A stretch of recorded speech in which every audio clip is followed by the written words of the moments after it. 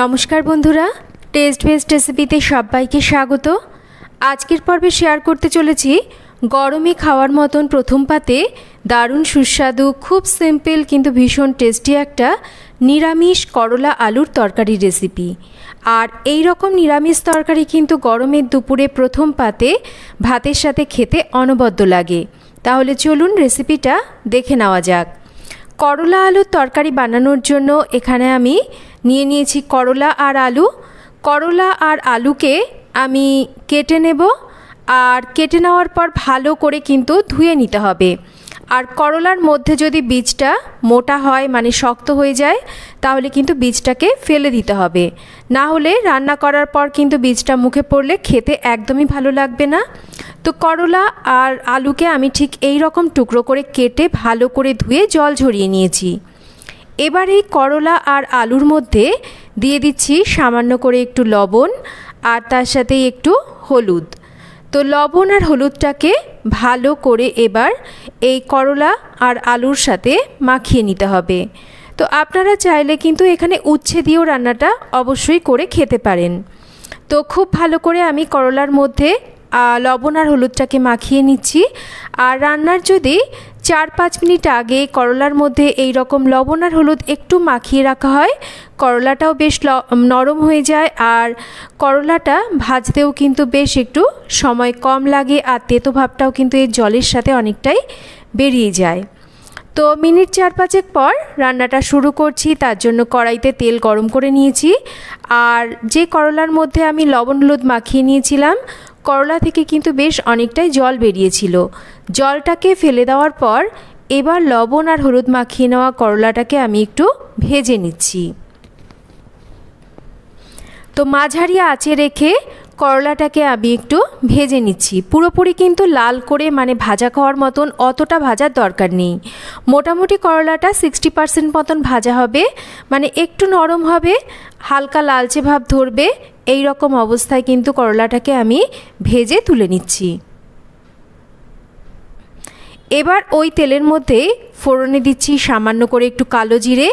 কয়েক সেকেন্ড কালো জিরেটাকে ভেজে নিয়েছি। এবার লবণ হলুদ মাখিয়ে নেওয়া আলুটাকেও হালকা করে ভেজে নেব।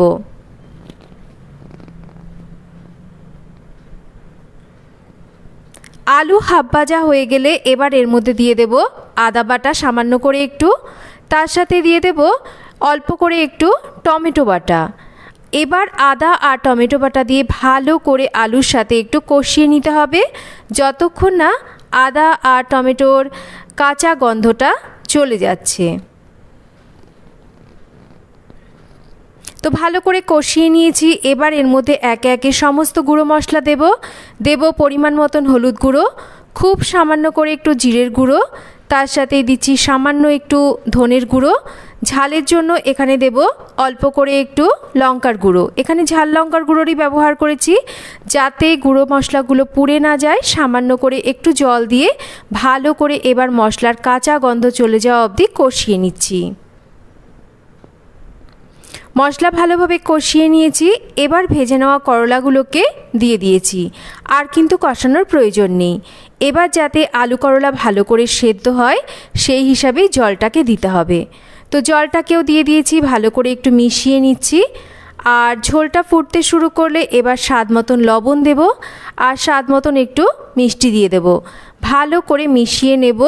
আর ঝোলটা ফুটতে শুরু করে দিয়েছে। এবার একটা ঢাকা দিয়ে কম আঁচে রেখে রান্না করব যতক্ষণ না আলু আর করলাটা ভালো করে সেদ্ধ হচ্ছে। তো মোটামুটি আমি 6-7 মিনিট কম আঁচে রেখে রান্না করে নিয়েছি। 6-7 মিনিট পর ঢাকাটা সরিয়ে নিচ্ছি, আর চেক করে নিচ্ছি আলু করলা কিন্তু খুব ভালো করে সেদ্ধ হয়ে গেছে। আর কিন্তু এটা ঢাকা দিয়ে রান্না করার প্রয়োজন নেই। তো ঢাকা খোলা অবস্থায় আরও মিনিট খানেক একটু রান্না করে নিচ্ছি। ব্যাস তৈরি হয়ে গেল দারুণ সুস্বাদু প্রথম পাতে এই গরমে খাওয়ার মতন একটা রেসিপি।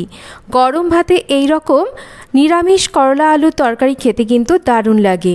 আপনারা একবার এইভাবে নিরামিষ এই তরকারিটা বাড়িতে বানিয়ে খেয়ে দেখুন।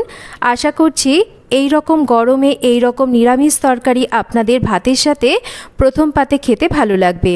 তো রেসিপি কেমন লাগলো একটা কমেন্ট করে জানাবেন।